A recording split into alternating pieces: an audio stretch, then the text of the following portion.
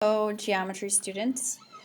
In this video, we are going to draw glide reflections and draw compositions of reflections in parallel and intersecting lines. And also included in that are compositions of just transformations in general.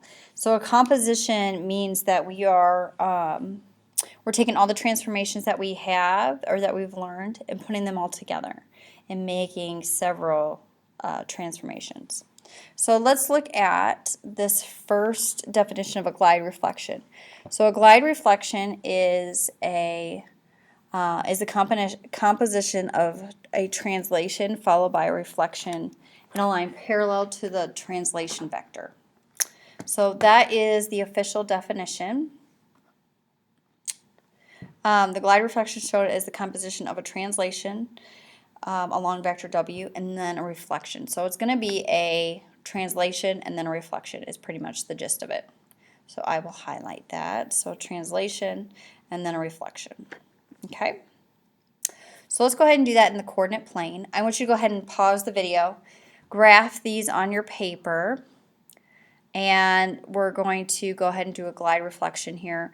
We're going to do the translation and the reflection on the y-axis. So go ahead and pause the video and write this down.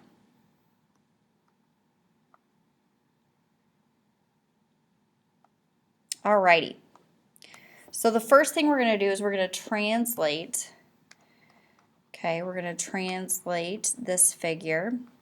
And it's 0, 4. So with our new point, J prime then is going to be 6, 3.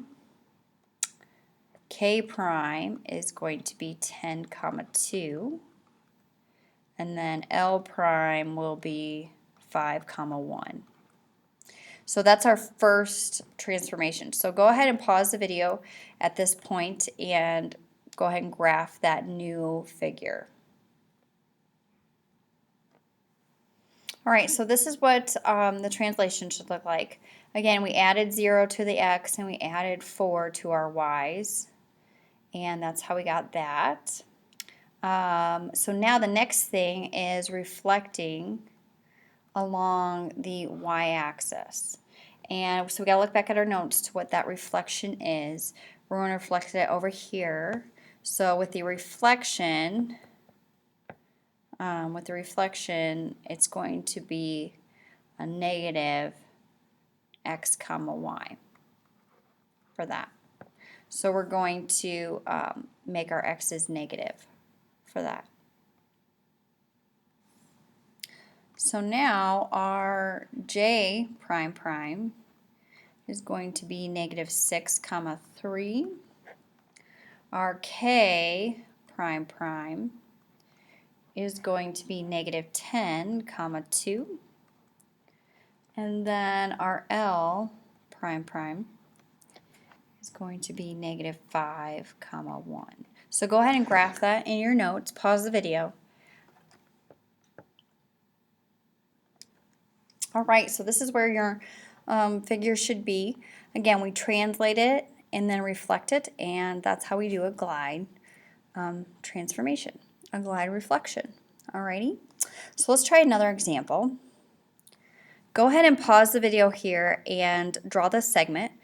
With this segment, or here, I'll let you pause the video and write that down, sorry.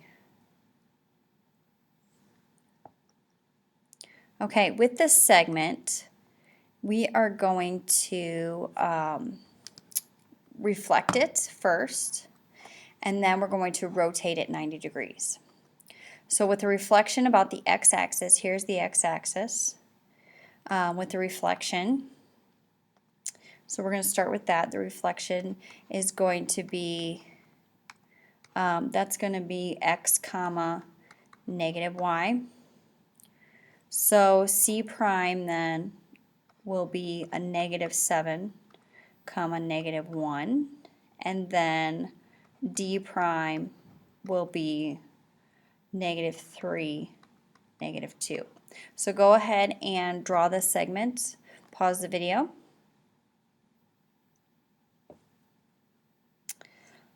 So the next piece is the rotation. 90 degrees, this is our shortcut for 90 degrees. So we are going to make the y negative, or flip the sign of y, and then flip the x and the y. So our c prime prime then ends up being 1 negative 7. And then our d prime prime ends up being 2 negative 3. So go ahead and pause the video and graph that new image. Alrighty, so this should be our final image here.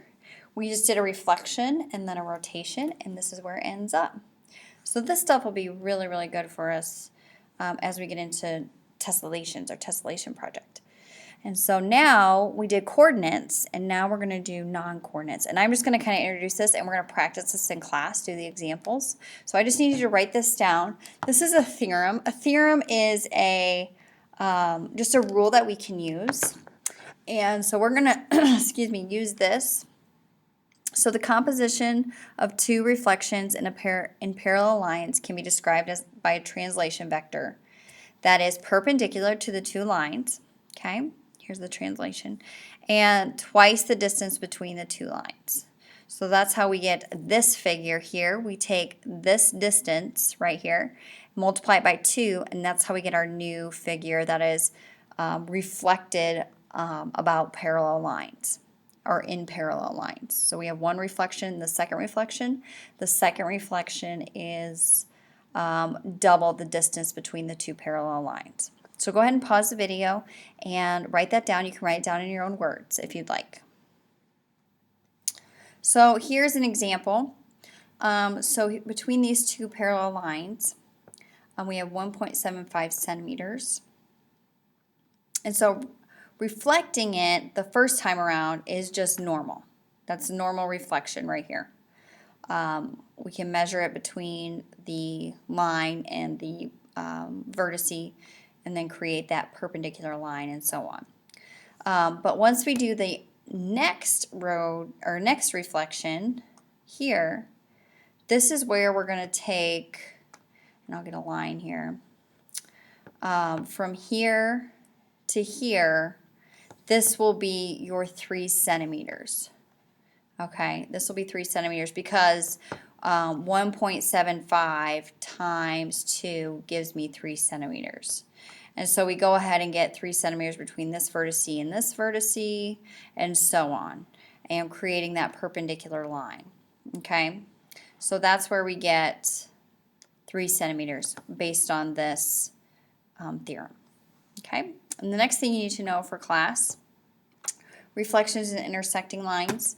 The composition of two reflections and intersecting lines can be described by a rotation about the point where the lines intersect. So this will be the point of the center of rotation right here where the lines intersect. And it'll be through an angle that is twice the measure of the acute angle or right angle formed by the lines. So whatever this angle is to get from here to here, you're going to take it times 2. And so that's what the theorem says, and that's what we're going to use. So go ahead and pause the video and write that down. Alrighty, so for this example, if we wanted to reflect A about these intersecting lines, we know that this is 60 degrees. So again, we go counterclockwise, and this is our center of rotation. And so we just, like normal, right here, we're going to go 60 degrees, or rotate it, excuse me, rotate, use the transformation rotation. And then what we're going to do here is we're going to rotate it again, but this is going to be from here to here is going to be 120 degrees because it's going to be 2 times 60. So we're going to use that in the examples that we're going to do in class. Feel free to write down any questions that you have, and I will see you guys later. Adios.